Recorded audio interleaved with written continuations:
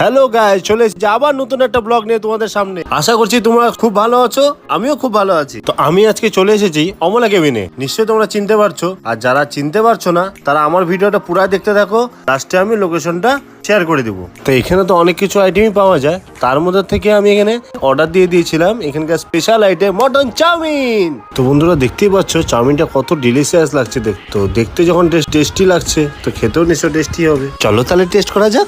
আমি টেস্ট করতে থাকি, তোমরা বলে ফেলো আর তোমরা কে কি খেতে ভালোবাসো। তো আমি তোমাদের সামনে তোমাদের পছন্দ মতো সেরা খাবারগুলো খুঁজে বের করে ভিডিওর মাধ্যমে তোমাদের সামনে তুলে ধরব। তো আমার এই ভিডিওগুলো তোমাদের কেমন লাগছে কমেন্ট বক্সে জানাতে একদমই ভুলবে না। তো কথা বলতে বলতে আমার চাউমিনটাও টেস্ট করা হয়ে গেল, আর চাউমিনটা ছিল অসাধারণ খেতে। তো এই চাউমিনটা ছিল মোটা চাউমিন। তো শিলিগুড়িতে খুব কম দোকানই আছে যেখানে মোটা চাউমিনটা পাওয়া যায়। তো দেখতেই পাচ্ছ তোমরা এখানে মটনের পিসগুলো কত বড় বড়।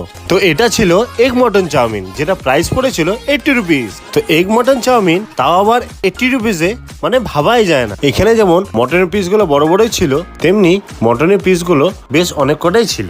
তো দেখতেই পাচ্ছ তোমাদেরকে আরেকটা মটনের পিস সামনের থেকে দেখিয়ে দিচ্ছি। তো পিসটা দেখে তোমরা বুঝতেই পারছো কতটা বড় আর কতটা সফট ছিল। এখানে ভিতরে বসে খাওয়ারও ব্যবস্থা আছে। এবার আমি তোমাদেরকে লোকেশনটা বলে দিচ্ছি। এটা ছিল শিলিগুড়িতে ঘুঘুমালি বাজারটা পার করে কিছুটা আগে গিয়ে ডান হাতে এই দোকানটা পেয়ে যাবে।